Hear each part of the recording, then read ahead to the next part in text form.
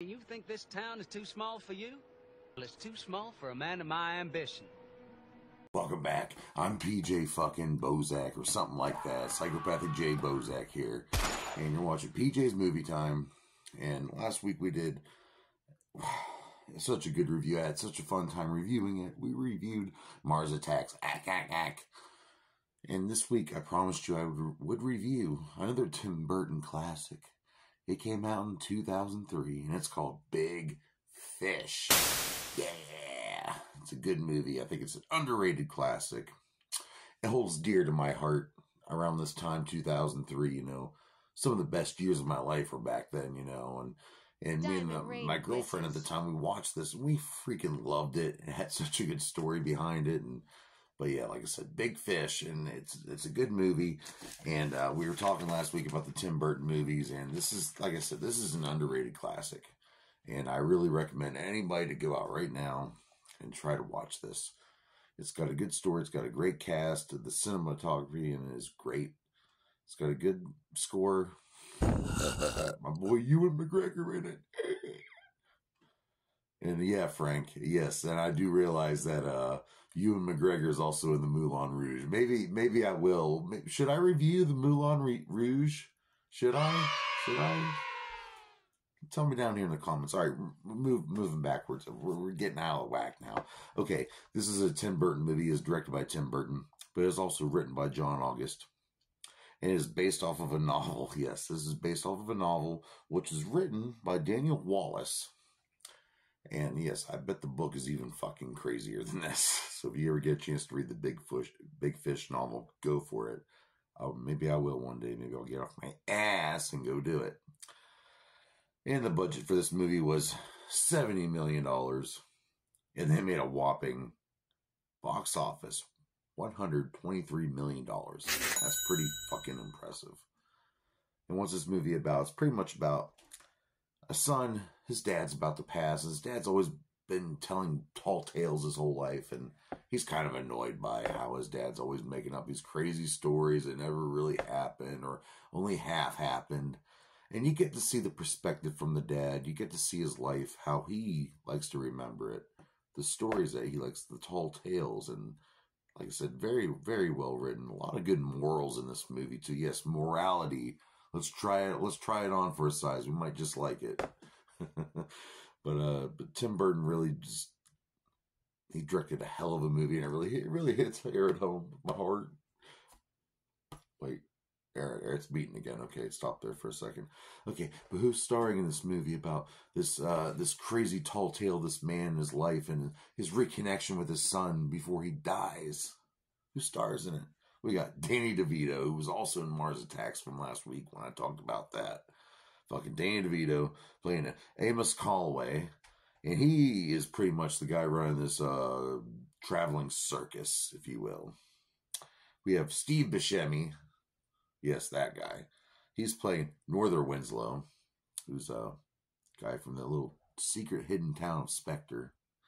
We have Matthew McGorry, God rest his soul, rest in peace, playing Carl, the gentle giant. He's also in A House of a Thousand Corpses. Alison Lohman playing the young Sandra. Pretty good acting there. And playing the older Sandra, Jessica Lange. Yeah, badass bitch there. Love her. And of course, it's one of those Tim Burton movies. We got to have Helena Bonham Carter in it. Playing two roles. She played Jenny and also the witch with the weird glass eye. If you look into the glass eye, you'll see how you die. Yeah, pretty cool. And she's in it. Of course, it's Tim Burton's wife. I mean, whatever. If you're a director and your wife was an actress, wouldn't you might do the same thing. Maybe you wouldn't. I don't know what. Billy Crudup played Will, the son. And you kind of want to punch him in the face a couple times. And then Albert Finney playing the older Edward Bloom. And I love this guy's acting. This guy I think his acting is the best in the whole movie. I really do. And playing the young Edward Bloom, Ewan fucking McGregor. Yes, that's right. Obi-Wan. Yeah. He's fucking Black Mask. He's done it all, man. He's fucking, there might be a Ewan McGregor porno out there somewhere where he sticks a lightsaber at some girl's cooch. Who knows? Oh, by the way, this video isn't meant for kids. But this movie's great. Like I said, you get to see these tall tales. His dad's trying to tell his son. He's pretty much on his deathbed. And the son's kind of faced like, come on, Dad, what really happened? Tell me what really happened in your life. But this guy, he likes to speak in metaphors, and this is how he remembers his life. And on our deathbeds, if we get that privilege, are we going to remember everything fact for fact? Maybe. But are we going to, stretch the truth and remember it how we felt it? That's how I would like to put it. So maybe when you get older, maybe, you're going senile and all that. But maybe also it's just the metaphorical tall tales you tell about your life just somehow bring it more meaning. And that's what I got out of this movie. And I fucking love this movie, man. I mean, it made me tear up. And like I said, back then, my friend Terry, he got on me about, well, you better review this movie. And I am Terry. And I know this movie means a lot to you, probably in the same kind of way. So all of us 40-year-olds who were just getting out of high school and seeing this movie and realizing at that time in our life that, we're at the young age of 18, maybe at the time 19 or whatever.